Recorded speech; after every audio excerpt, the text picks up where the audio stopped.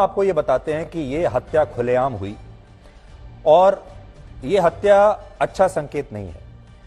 फिर भी हमारे देश में बहुत सारे लोग क्यों ये कह रहे हैं कि अतीक की हत्या नहीं बल्कि उसका वध हुआ है। और अतीक इतना बड़ा अपराधी था, उसने हजारों लोगों पर, हजारों परिवारों पर अत्याचार किए और इतना बड़ा गैंगस्टर था और उसको अपने किए की सजा यहीं पर मिल गई। लोग ऐसा क्यों कह रहे हैं? दूसरा पक्ष यह है कि सजा देना हमारा काम नहीं है। सजा ऐसे ऑन द स्पॉट नहीं दी जा सकती। सजा के लिए हमारे देश में कानून है, हमारा संविधान है, हमारी अदालतें हैं, हमारे जज हैं। और यह काम अदालत का था कि अदालत तय करती कि अतीक को क्या सजा मिलनी चाहिए, अतीक के भाई को क्या सजा मिलनी चाहिए। यह सजा देने वाले पुलिस वाले कौन है कि वो एनकाउंटर कर देंगे? ये सजा देने वाले ये अपराधी कौन है जो ये कहेंगे कि अतीक बहुत खराब आदमी था, वो अपराधी था, इसलिए हमने उसी समय on the spot T20 style में इंसाफ कर दिया? ऐसा तो नहीं होना चाहिए। और अगर ऐसा हो रहा है तो फिर हमारी अदालतों को बंद कर दीजिए।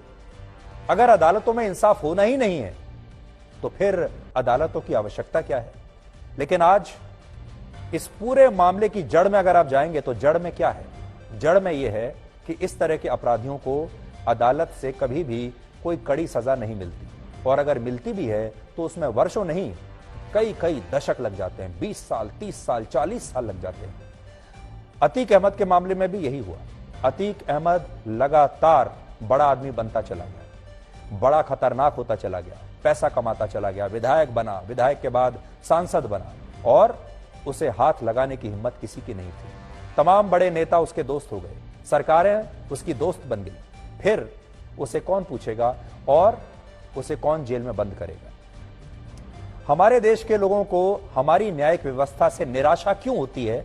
आज उस पर हम आपके सामने और इस देश के सामने एक बहुत बड़ा खुलासा कर रहे हैं, और यह खुलासा आप ध्यान से सुनिएगा और देखिएगा। यह खुलासा इलाहाबाद के उन 10 जजों को लेकर है, इलाहाबाद हाई कोर्ट के उन 10 जजों को लेकर है जो अतीक अहमद से इतना डर गए थे कि उन्होंने अतीक अहमद की जमानत के मामले में सुनवाई करने से ही इनकार कर दिया और अपने आप को इस मामले से बचाते रहे। अब आप सोचिए वो कैसा अपराधी होगा जिससे जज ही डर जाए। और अगर जज डरा हुआ है, अदालत डरी हुई है, तो फिर वो ऐसे अपराधी को क्या सजा देगी? और फिर बाद में अगर इस अपराधी को इस तरह ऑन द स्पॉट सजा दी जाती है तो फिर देश के लोग तालियां क्यों ना बजाएं? यह एक बड़ा सवाल है। तो आज यह खुलासा देखिए, और देश के लोगों को यह बात हम पहली बार बता रहे हैं। यह मामला वर्ष 2010 का है, जब अतीक अहमद ने जमानत के लिए इलाहाबाद हाई कोर्ट में अर्जी दी थी।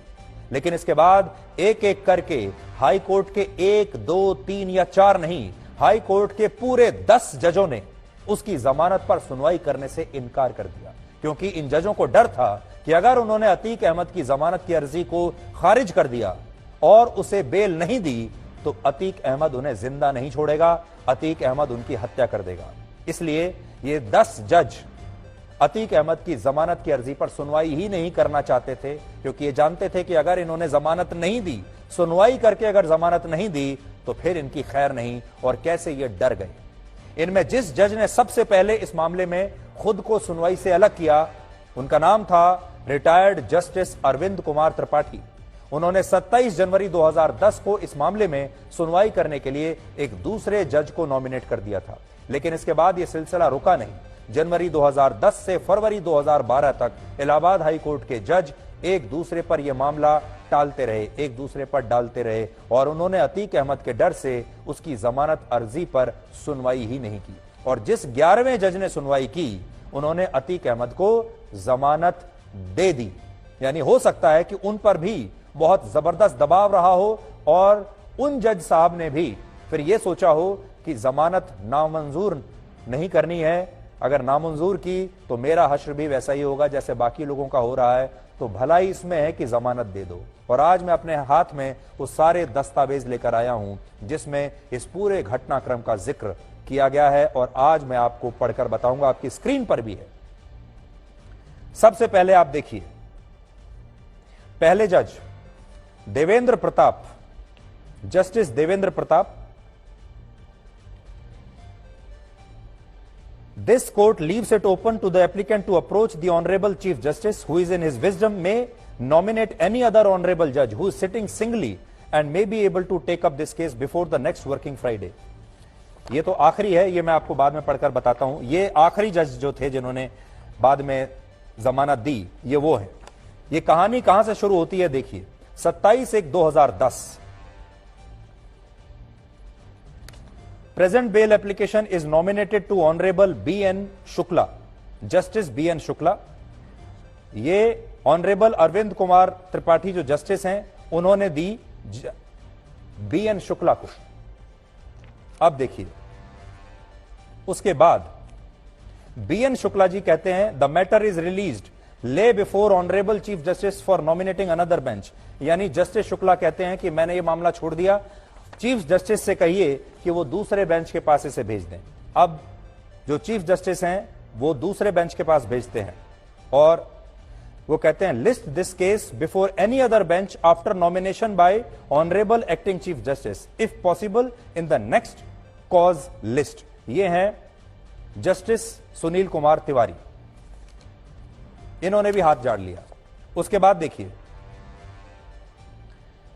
let a request be made before the honorable the acting chief justice or senior judge to nominate another bench. ये एक और जज के पास जाता है और वो लिख देते हैं कि किसी और बेंच के पास भेज दीजिए, मैं इसकी सुनवाई नहीं कर पाऊंगा. ऑनरेबल अशोक कुमार रूपनवाल जस्टिस और ये जस्टिस टी सिन्हा.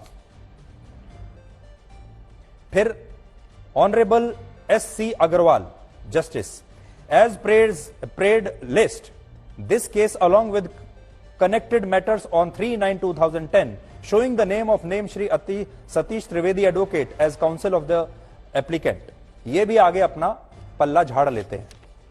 उसके बाद होते होते होते lay before appropriate court after seeking nomination from honorable chief justice. ये जस्टिस अग्रवाल जो हैं ये भी आगे यही लिख देते हैं कि ऑनरेबल चीफ जस्टिस के पास ले जाइए ताकि वो और किसी की ड्यूटी लगा दें. और फिर होते होते होते ये सारे जज एक दूसरे के ऊपर डालते चले जाते हैं और 10 जज ऐसे हैं जो सुनवाई करने से इनकार कर देते हैं. मेरे पास सबके ऑर्डर है और हर जज एक ही बात लिख रहा है. देखिए, एक और जज हैं, वो लिखते हैं the case is released, I shall not be treated as tied up और part heard to this bench, list before another bench after obtaining nomination from honourable chief justice. और होते होते ये बात आगे निकलती चली जाती है. फिर एक अगले जज आते हैं, वो भी कहते हैं list this case before another bench after obtaining nomination from the chief justice. यानी हर जज ये कह रहा है कि चीफ जस्टिस के पास दोबारा ले जाइए और उनसे कहिए कि किसी और बेंच को दे दें, मैं इसमें सुनवाई नहीं कर पाऊंगा. और एक एक करके 10 जज अतीक अहमद की जमानत पर सुनवाई करने से इनकार कर देते हैं. और आखिर में यह मामला आता है जस्टिस देवेंद्र प्रताप सिंह के पास. और फाइनली जब यह मामला आता है तो उन्होंने जो फैसला सुनाया वो सुनाया उन्होंने अतीक अहमद को जमानत दे दी. देखिए, इस तरह ये वो जज हैं, पूरी लिस्ट जजों की है जो अतीक अहमद से डर गए थे.